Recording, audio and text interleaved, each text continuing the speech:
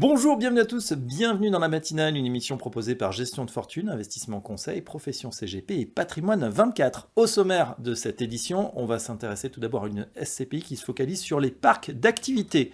Ensuite, tout savoir sur la stratégie Event Driven. Et enfin, le nouveau statut de bailleur privé. Quel effet sur les SCPI? C'est tout de suite dans la matinale.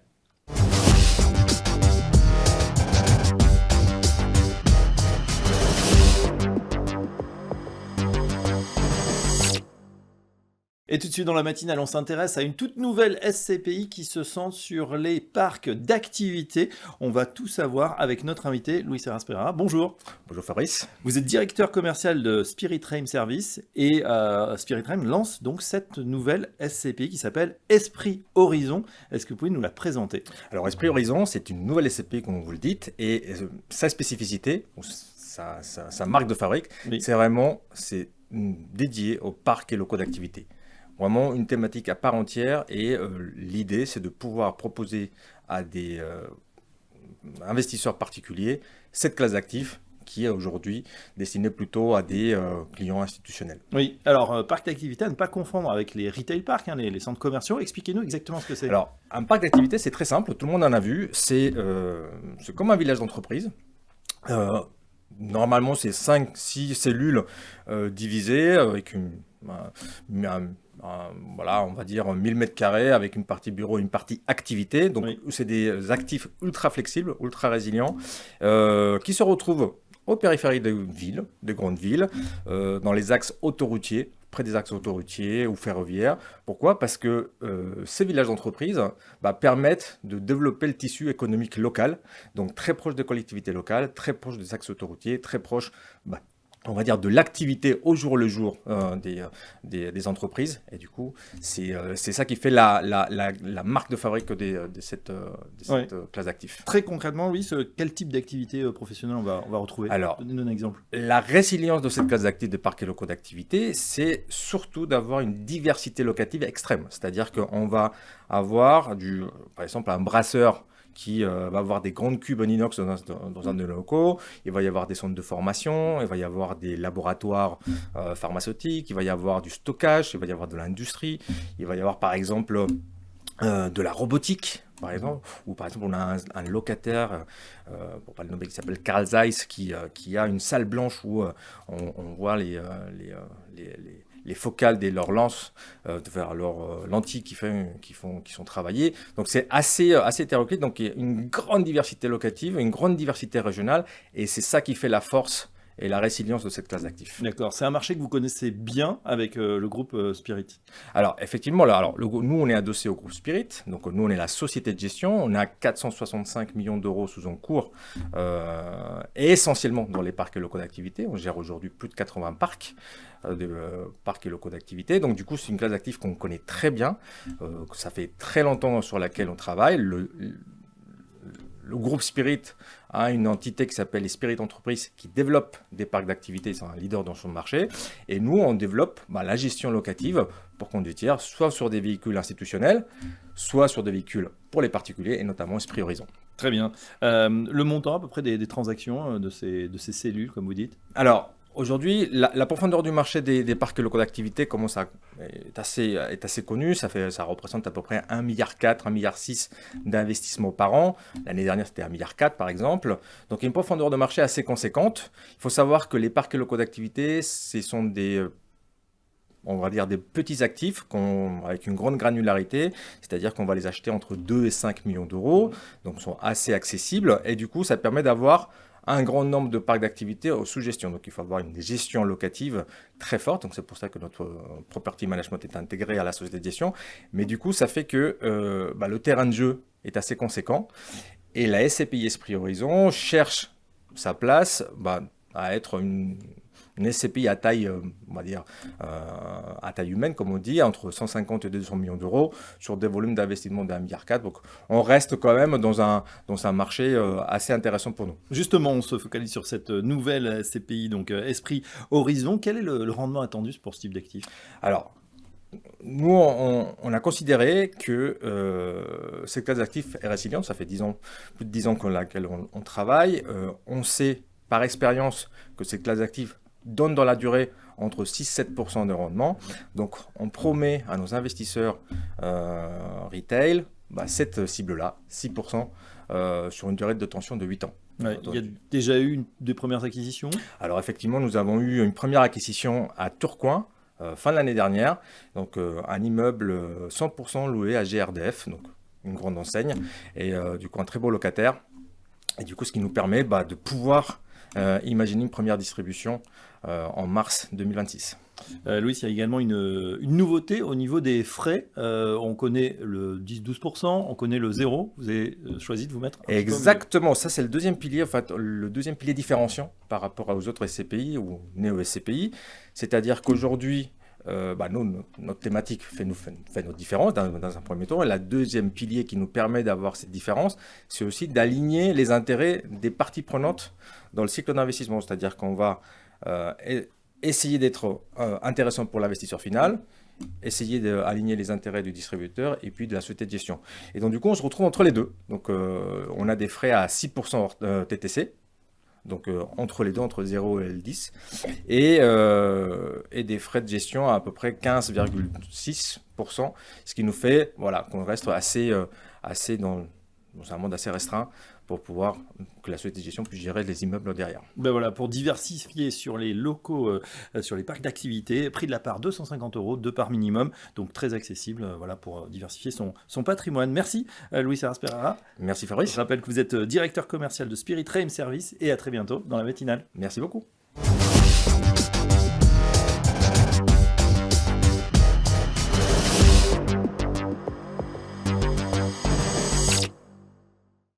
Dans la matinale, on s'intéresse à la stratégie Event Driven. Qu'est-ce que c'est exactement? On en parle avec notre invité, Julien Van Lerberg. Bonjour. Bonjour Fabrice. Vous êtes en charge des relations investisseurs chez SideQuant Capital. Pouvez-vous nous présenter pour commencer SideQuant Capital? Alors la société a été créée en 2005. C'est une société de gestion française, indépendante, qui compte notamment 40 collaborateurs, tous basés à Paris, et également 16 personnes qui sont dédiées à la gestion. Alors on est plus connu notamment sous le nom de Helium que SideQuant Capital. Oui. Voilà.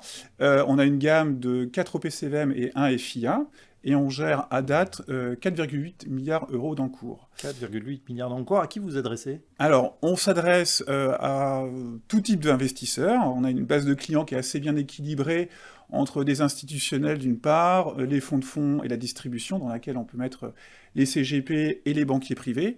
Et les fonds Helium est aussi une marque qui s'exporte bien, puisque 60% de nos encours sont détenus par des investisseurs étrangers. Oui, avec une belle année 2025, notamment une forte collecte, je crois. Alors oui, effectivement, 2025 a été une bonne année, avec une solide performance sur l'ensemble de la gamme des fonds Helium. Et comme vous l'avez évoqué, ça s'est traduit également par une bonne collecte de près de 30% sur l'ensemble de notre gamme. Alors justement, on s'intéresse avec vous à cette stratégie Event Driven. De quoi s'agit-il exactement ?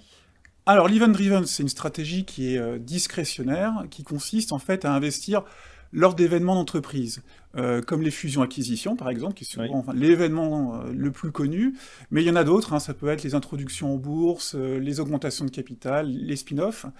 Et pendant ces événements, qui sont généralement relativement courts, la société va avoir une petite décote de prix par rapport à sa valeur fondamentale, et l'exercice consiste à capter cette décote de prix en fonction de la réalisation de l'événement.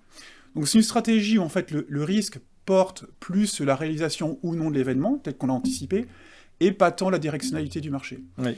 Et pour gérer ce risque spécifique qui est lié à la non-réalisation de l'événement d'entreprise, notre équipe de gérants a une gestion, on va dire, avec une très forte diversification des portefeuilles, puisqu'on a autour de 100 positions tout le temps. Ça veut dire qu'il n'y a pas forcément de directionnalité ? Alors, effectivement, le but, c'est pas avoir de directionnalité. Que l'événement se réalise ou pas ? Exactement. Le but étant de cristalliser de la performance avec ces événements qui se réalisent comme anticipé.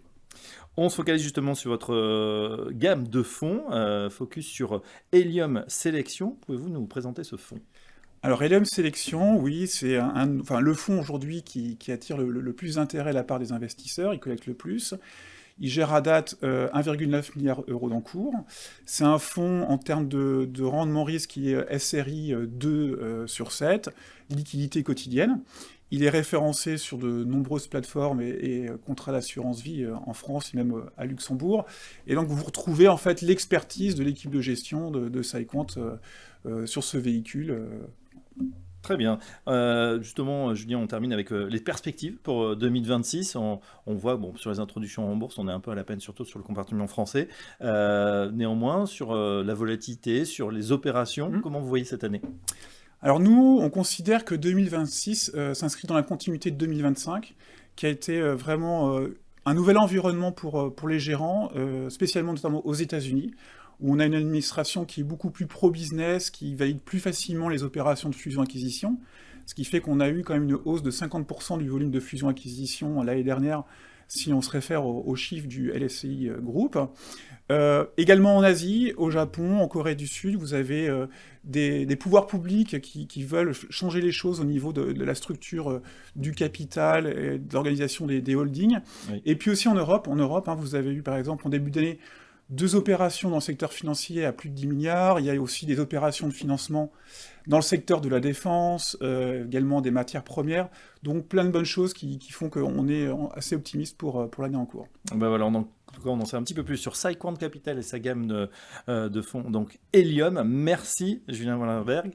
Je rappelle que vous êtes en charge des relations investisseurs chez SciQuant Capital. À très bientôt dans la matinale. Merci Fabrice.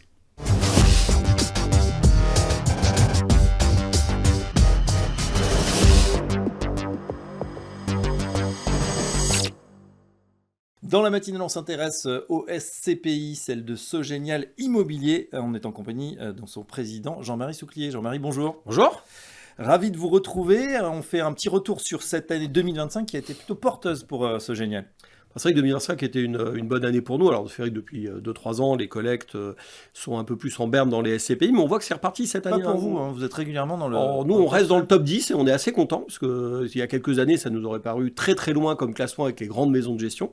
Mais c'est vrai que on est rentré dans le top 10 depuis 2-3 ans maintenant, on est content d'y être, on y reste fermement ancré, et puis on est aussi content de voir que la collecte progresse, que globalement le marché a fait plus 30% sur les SCPI en collecte nette, donc c'est plutôt un bon signe. Donc voilà, il y a un retour d'engouement pour les SCPI, dont Sogenial bénéficie, on en est heureux. Après, c'est vrai, des années un petit peu compliquées. Justement, au niveau de la collecte, du rendement des fonds, qu'est-ce que vous pouvez nous dire ? On a fait une bonne collecte, puisque l'ensemble de nos fonds professionnels, donc nos 4 SCPI et nos 2 GFI, ont fait 127 millions, un peu plus de 127 millions de collectes cette année en collecte brute. Donc c'est une bonne collecte et c'est des bons chiffres. En termes de performance des fonds, on est très content sur nos SCPI, puisque on a des statistiques et des fonds des rendements qui vont de 5% à 6,25%, donc on en est très heureux. On a 5% sur Cœur d'Avenir, notre petite SCPI en fonds de partage. On a 6,20% sur Cœur de Ville et sur Cœur de Région, donc nos 2 SCPI un peu plus historiques dans la maison. Et puis Cœur d'Europe qui a fait 6,25 cette année en taux brut et qui sort même un taux de performance globale annuelle, le nouvel indice de référence à 8,25, puisqu'on a fait 2 revalorisations de 1% au cours de l'année, donc ça nous fait 8,25 au global, ce qui est une belle performance pour une SCPI européenne établie, encore une fois, puisqu'elle a été lancée en 2021. C'est pas une SCPI qui se veut très agressive sur le marché, qui se veut plutôt on essaie de faire de la qualité, de se développer tranquillement, doucement, à notre rythme, de développer les pays petit à petit. Et c'est vrai qu'arriver à sortir une performance comme ça, on en est assez fiers. Et voilà, et les investisseurs également. Alors justement, on s'intéresse à vos dernières acquisitions, notamment du côté de la péninsule ibérique. C'est vrai que nous, on aime bien l'Espagne et le Portugal, ces 2 pays qu'on a développés assez tôt sur Cœur d'Europe. On a fait pas mal d'acquisitions dans ces 2 pays-là sur l'année 2025. On a acheté au Portugal pas mal, puisqu'on a acheté notamment le siège de Fidelidade à Porto.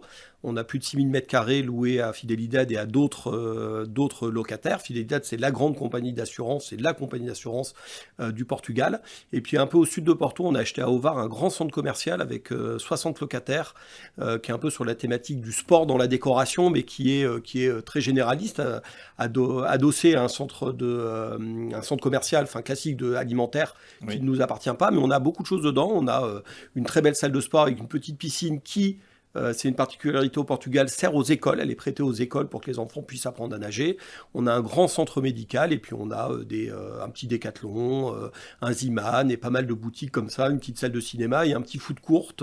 Voilà, un mini centre commercial comme on a très grand en France, là en plus petit, mais en très efficace et très bien implanté dans sa zone de chalandise. Oui, sur justement Espagne, Portugal, on parle des opportunités qu'il y a là-bas, en tout cas au cours des dernières années. Est-ce que ça va continuer pour cette année 2026 ? Alors ça continue en cherchant bien, faut être présent localement. Nous on a des équipes qui s'occupent de chercher les actifs et de les gérer, donc ça nous donne une bonne présence, un bon maillage territorial. Ça nous a permis par exemple en Espagne aussi d'acheter une usine d'extrusion d'aluminium qui fait 44 000 m² à Tolède, sur un emplacement très premium, sur un emplacement qui est une zone sur lequel beaucoup de choses se déportent aujourd'hui en termes de locatif par rapport à Madrid, qui est très cher et un peu trop saturé.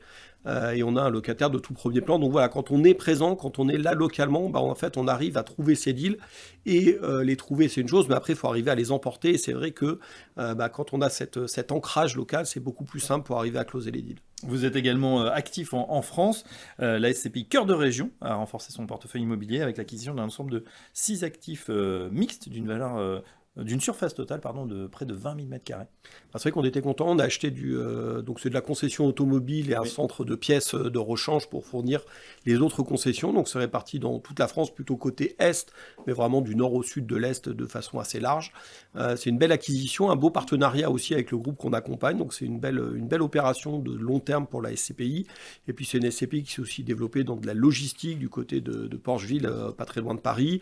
On a aussi acheté pour diversifier finalement les choses un portefeuille de Buffalo Grill. Donc voilà, on essaye d'être toujours dans la diversification des produits et d'être capable d'acheter à la fois des très gros actifs et des plus petits actifs comme un Buffalo Grill. C'est vrai que c'est pas la taille d'une concession automobile ou d'un entrepôt logistique. Jean-Marie, on termine avec une question d'actu. On parle beaucoup de ce nouveau statut de bailleur privé. Quelles conséquences pour les SCPI ? Alors c'est vrai que pour les SCPI, ça va pas forcément avoir un impact direct, puisque nous, on fait pas très rarement, les SCPI font de l'habitation, à part quelques fonds fiscaux, mais voilà, ça reste ou spécialisé, mais c'est très à la marge dans les stratégies d'investissement des SCPI. Mais ce qui est bien, c'est qu'on repart d'immobilier, et finalement, depuis quelques années, il y avait un immobilier bashing de façon un peu globale. On voit que la construction est à l'arrêt, que les investissements locatifs, tous les supports, les programmes fiscaux avaient été arrêtés, c'était très calme. Et là, on voit qu'on revient sur ces sujets-là, on va reparler d'immobilier. Quand on parle d'immobilier, c'est toujours bénéfique pour les SCPI, parce que nous, on est un pan de l'investissement immobilier, mais c'est vrai que globalement, quand on entend sur les marchés que les taux d'intérêt baissent, que les transactions en locatif, en acquisition pour les résidences principales ou secondaires se développent, c'est bon pour la SCPI, on parle d'immobilier, donc le statut de bailleur va être quelque chose de bien, de bailleur privé va être quelque chose de bien, je pense, pour parler d'immobilier, donc pour collecter en SCPI. Et voilà, une bonne nouvelle sur l'immobilier qui va bientôt s'étendre, on le souhaite, à tout le marché des SCPI. Merci Jean-Marie Suclier, je rappelle que vous êtes président de Sogénial Immobilier. À très bientôt dans la matinale. À bientôt Fabrice, merci.